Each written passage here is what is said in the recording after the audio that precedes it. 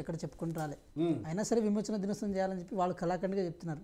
కానీ ఏ ఉద్దేశం చేయాలో ఎందుకు చేయాలో అది కూడా చెప్పాలి. నియంత్రిత వ్యవస్థ నుంచి ప్రజాస్వామ్య వ్యవస్థగా ఈ హైదరాబాద్ సంస్థానం మారిన తర్వాత ఆటోమేటిక్గా దాన్ని ప్రజాపాలనగా దాన్ని పెట్టాలని చెప్పి గౌరవ ముఖ్యమంత్రి గారు సంకల్పించిన విషయం వాస్తవం. సరే వారు చెప్పిన లెక్క ప్రకారం మొత్తం 16 జిల్లాలు అయితే దాంట్లో కర్ణాటకలో 8 ఉన్నాయి, దాంట్లో ఒక 8 ఉన్నాయి, మొత్తం అంటే దాంట్లో 4 దాంట్లో 4 మన దగ్గర ఒక 8 ఉన్నాయి. ఈ 3 రాష్ట్రాల్లో కలిపి కొంత రాజకీయం చేయాలన్న ఆలోచన ఒకటి బీజేపీది. అట్ ద సేమ్ టైం ఏంటంటే కొంచెం దాన్ని హిందూ ముస్లిం గొడవగా చిత్రీకరణ చేసే ప్రయత్నం ఒకటి. నేను ఒక మాట, సరే నేను చరిత్ర అంతగా పెద్దగా చదువుకోకపోవచ్చు కానీ నాకు తెలిసింది ఒక మాట చెప్పదలుచుకున్నాను. తెలంగాణ రైతాంగ సాయుధ పోరాటం ఏదైతే ఉందో అది వెట్టికి అది దాంతోపాటు నిరంకుశ అంశాలకి పెత్తందారి వ్యవస్థకి దానికి వ్యతిరేకంగా జరిగిన చర్య. మీరు ఒకసారి గమనించండి, రామచంద్రరావు పశ్చిమ రామచంద్రరావు గారు అని చెప్పి ఉంటారు, గారుని కూడా సంబోధించొద్దు. వారి దగ్గర కొన్ని వేల ఎకరాలు ఉండే దానికి వ్యతిరేకంగా అక్కడ ఏదైతే జనగామ పరివాహక ప్రాంతం ఉందో ఆ చుట్టుపక్కల ప్రాంతం పెద్ద ఉద్యమం జరిగింది కమ్యూనిస్ట్ పార్టీలే వారి నాయకత్వంలో జరిగినప్పుడు. ఇక ఇందాక సార్ ఒక మాట చెప్పి ఉండే పెద్ద బైరాన్పల్లి అని చెప్పి, దాంట్లో పెద్ద బైరాన్పల్లిలో అయితే చాలామంది అమరులయ్యారు. అంటే మీరు ఒకటి గమనించండి, షోయబుల్లా ఖాన్ గారు కానీ లేకపోతే మొయినుద్దీన్ ఖాన్ కానీ వీళ్ళందరూ ఎవరైతే ఉన్నారో ముస్లిం సంబంధించిన వారు కూడా పేపర్లలో ఆర్టికల్స్ రాస్తూ పేపర్లో సొంతంగా ఒక పేపర్ నడిపించుకుంటూ నిజాంకు వ్యతిరేకంగా వాళ్ళు కొట్లాడిన వాళ్ళు. అది పేపర్ రూపంలో కొట్లాడిరా లేకపోతే బయటకు వచ్చి కొట్లాడని చెప్పి అప్పుడున్న అంశం. సో మతాలనే అంశం లేకుండా కేవలం పెత్తందారీ వ్యవస్థకి ప్రజలకు మధ్య జరిగిన ఒక పోరాటం ఇది.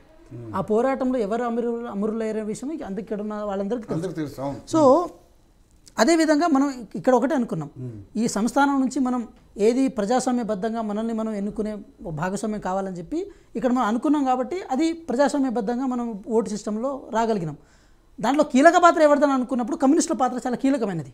కాబట్టే రావి నారాయణ రెడ్డి గారు నల్గొండ నుంచి అత్యధిక మెజార్టీతో, జవహర్లాల్ నెహ్రూ గారి మెజార్టీ కంటే ఇంకా అత్యధిక మెజార్టీతో వాళ్ళు గెలవడం జరిగింది నల్గొండ నుంచి. ఆ రిప్రజెంటేషన్ అక్కడ ఉండేది 1952 ఎలక్షన్ జరిగినప్పుడు.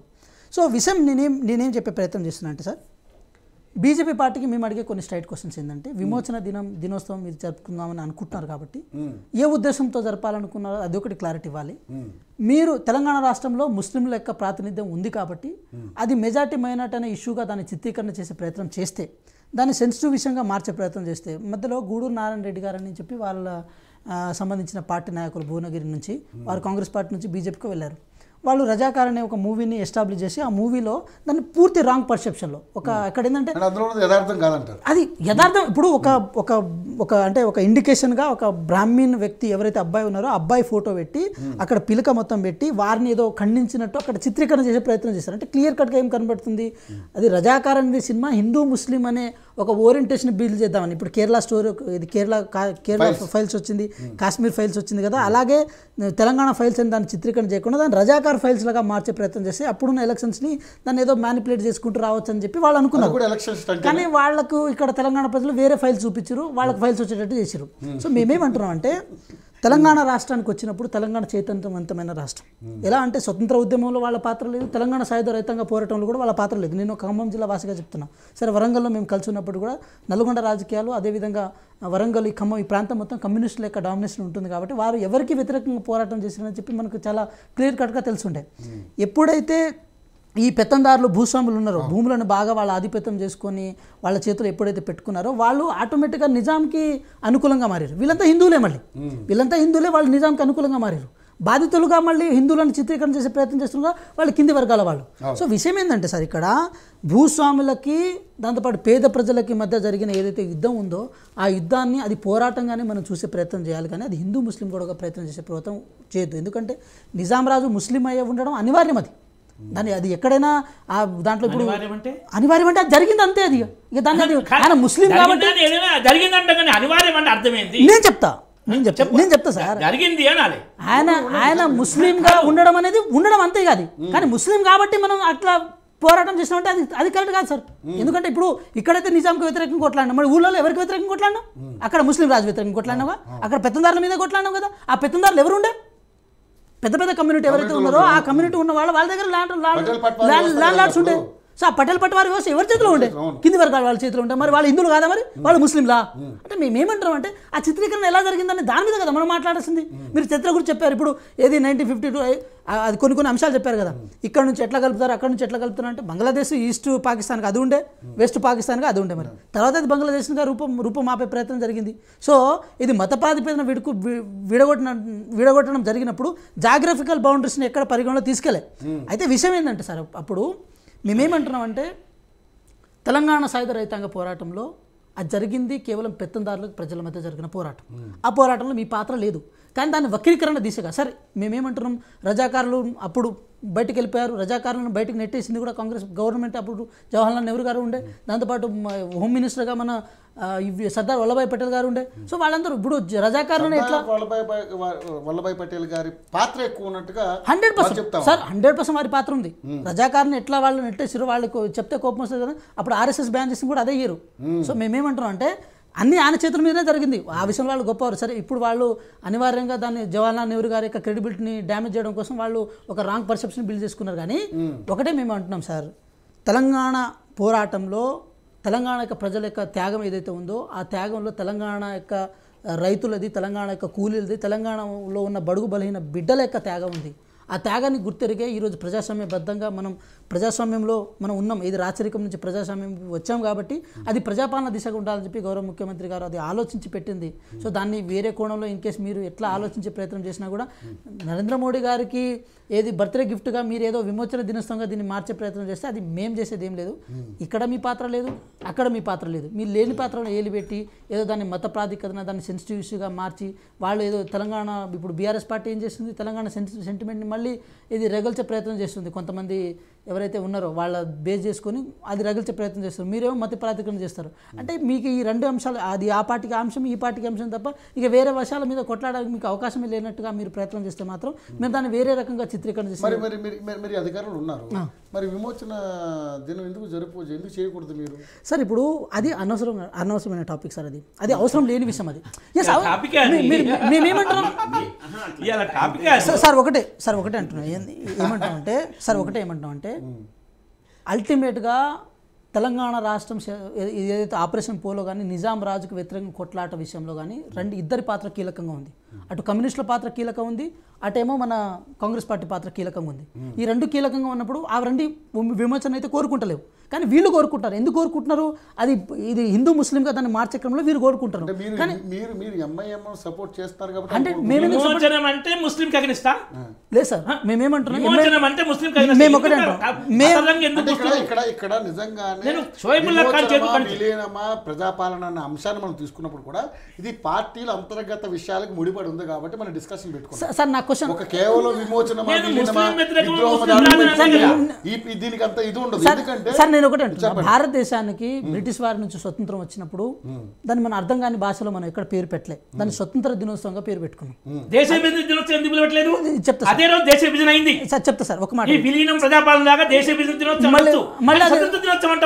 స్వతంత్ర దినోత్సవం అని అంటాం. ఇంకో కాన్స్టిట్యూషన్ డే వచ్చినప్పుడు జనవరి 26 కాన్స్టిట్యూషన్ డే ఉన్నప్పుడు దాన్ని రిపబ్లిక్ డేగా మనం మార్చుకుంటాం. అంటే ఆ పదాలకు ఉన్న అర్థాలు వేరు.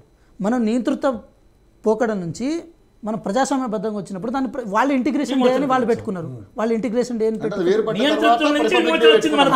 నేనేమంటున్నా, వాళ్ళు ఇంటిగ్రేషన్ డే పెట్టుకున్నారు. ఏది మన సెప్టెంబర్ 17th ఇది బీఆర్ఎస్ పార్టీ పెట్టుకుంది, దాన్ని ఎంఐఎం కూడా ఫాలో అయింది.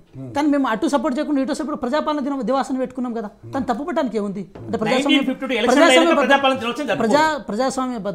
ప్రజాస్వామ్యబద్ధంగా అప్పుడు విమోచన దినోత్సవం కూడా ఎప్పుడు జరుపుకోలేదు. మీరు ఈ మధ్యలో ఏదో బీజేపీ ఇక్కడ కొంచెం స్ట్రాంగ్ అవుతున్నప్పుడు నుంచి అప్పుడు మీరు పాట పట్టుకున్నారు, కానీ మీరు ఎక్కడ ఇదేం లేదు.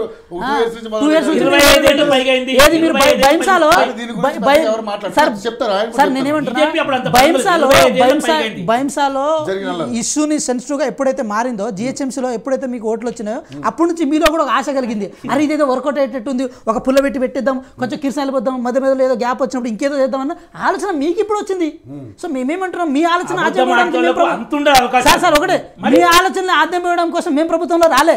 ప్రజాపాలన అంటే ప్రజలకు ప్రజాస్వామ్యబద్ధంగా ఏదైతే ఫలాలు ఇవ్వాలో అది చేయడం కోసం వచ్చినాం. మీకు ఎట్లా మీకేముంటుంది సార్, ఎక్కడైనా సరే పుల్ల పెట్టాలి. ఇప్పుడు మేము ఒకటే అంటున్నాం సార్ ఒకటే అంటున్నాం ఇప్పుడు ఒకనొక సందర్భంలో మీరు తీసిన ఫైల్స్ అన్నీ మీకే బెడ్స్ కొట్టినాయి. రేపు కాశ్మీర్ ఫైల్స్ అన్నారు కదా, అక్కడ కూడా మీకు బెడ్స్ కొడుతుంది. మీరు వెయిట్ చేయండి. హర్యానా ఫైల్స్ కూడా మీకు బెడ్స్ కొడుతుంది. ప్రతి చోట మీకు అడ్డదిడ్డంగా ఏదో రకంగా మీకు ఇబ్బంది పెట్టే ప్రయత్నం జరుగుతుంది. కేరళ ఫైల్స్ వీళ్ళు కేరళ ఫైల్స్ అక్కడ కర్ణాటక ప్రజలు చూపిద్దాం అనుకున్నారు, కానీ వీళ్ళు కర్ణాటక ఫైల్స్ చూపించారు అక్కడ ప్రజలు. సో అధికార పార్టీకి ఎన్ని సీట్లు వచ్చినాయి, లోక్సభ సీట్లు ఏదైనా జరగవచ్చు కదా. అదే కదా సార్ ఒకటే సార్ రజాకార్ సినిమా తీసుకొచ్చి దాన్ని ఎప్పుడైతే హిందూ ముస్లిం గొడవగా దీన్ని మార్చే ప్రయత్నం చేశారో అప్పుడే మీరు రాజకీయ పబ్బం గడుపుకోవడానికి మీకు అవకాశం ఏర్పాటు చేసుకున్నట్టు అయింది. కానీ మేమేమంటున్నాం అంటే ఒకసారి అది వర్కౌట్ అయింది కాబట్టి ప్రతిసారి దాన్ని రుద్దుదామన్న ప్రయత్నం కనుక మీరు చేస్తే, ఇప్పుడు ఈటల రాజేందర్ గారు అక్కడ స్క్రోలింగ్లో వస్తుంది కింద, మేము ఇట్లా జరుపుతున్నాం. ఇదే ఈటల రాజేందర్ గారు ఏది ప్రోగ్రెసివ్ యూనియన్లో పీడిఎస్సీలో పనిచేసి అక్కడ ఆర్ఎస్యూ బ్యాక్గ్రౌండ్ నుంచి వచ్చి ఒక రాడికల్ ఉద్యమంగా అదే కమ్యూనిస్ట్ ఉద్యమాల నుంచి అటు వచ్చి ఇటు తిరిగిన తర్వాత తొండముదిరి ఊసరవెల్లి అయినట్టు ఇక్కడికి వచ్చి రంగులు మార్చే ప్రయత్నం చేసి ఎవరు నమ్ముతారు సార్? తొండముదిరి ఊసరవెల్లి సోనియా గాంధీని బలిదేవత అన్న ఆయన రేవంత్ రెడ్డి, అది తప్ప మీరేం మాట్లాడగలుగుతారు. కానీ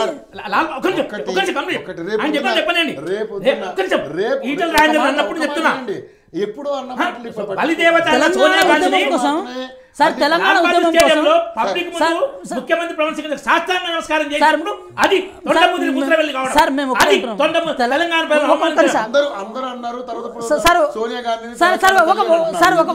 ఒక మాట కాంగ్రెస్ వినండి సార్. తెలంగాణ ఉద్యమం కోసం నువ్వు నేను అనే తేడా లేకుండా అప్పుడున్న యూపీఏ గవర్నమెంట్లో అందరు తిట్టిన వాళ్ళే. అక్కడ పెద్ద తేడా అనేది ఇక్కడ ఉన్న పెద్దవాళ్ళందరూ తెలుసు, అందరు తిట్టిన వాళ్ళు. ఎందుకంటే మన అస్తిత్వం కంటే ఏది గొప్పది కాదు.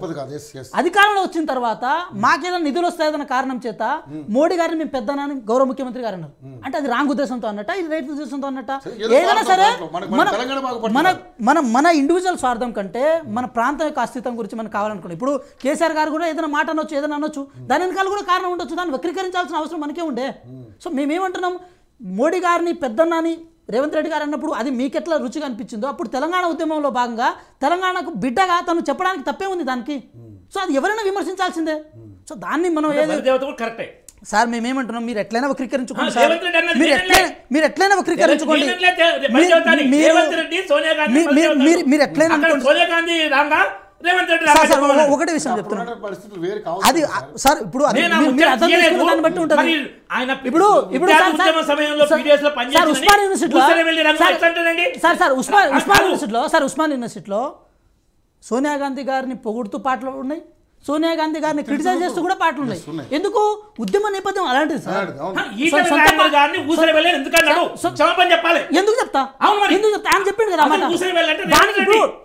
టాపిక్ ఏంటి సార్? టాపిక్ ఏంటి?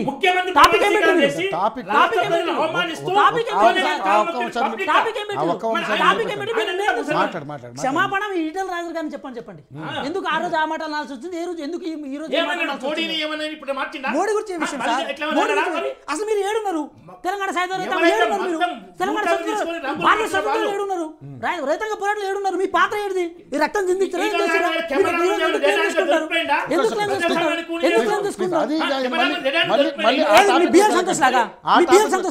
మీ బిఎల్ సంతోష్ లాగానా నలుగురు ఎమ్మెల్యేలు కొనుగోలు చేసి ఫార్మస్ దొరికినట్ట మీ బిఎల్ సంతోష్ లాగానా నలుగురు ఎమ్మెల్యేలు వాట్సాప్ చాటింగ్ బయటకు వచ్చింది. వాట్సాప్ చాటింగ్ బయటకు ఇప్పటికీ చూపిస్తాను. అంబర్పేట హోటల్ ఏడుందో ఎక్కడి నుంచి చర్యలు జరిగినాయి నేను అంతా బయటకు చెప్తా. ఎందుకు కడుపు తెచ్చుకుంటే కాళ్ళ మీద పడుతుంది? ఎందుకు అనవసరంగా ఆడిపోతారు? ఒక మాట చెప్తున్నాం, రాజకీయాల గురించి మాట్లాడాల్సి వస్తే మీరు రాజకీయాల గురించి మాట్లాడాల్సి వస్తే మీకంటే ఎక్కువ మేము మాట్లాడగలం. కానీ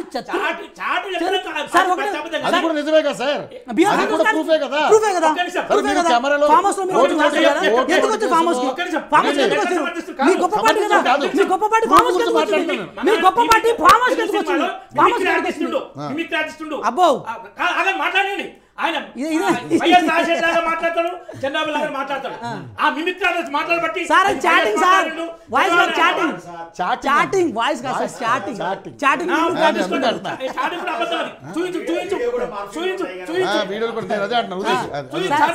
సార్ నేను ఒకటి సోషల్ మీడియా చాటింగ్ అన్నట్టు వచ్చిందా? సార్ సార్ సార్ వాళ్ళ దగ్గర ఉన్నాయి అన్నారు చూద్దాం ఫైనల్ చెప్పండి కోసం ఏమైనా అబద్ధాలు ఆడతారు.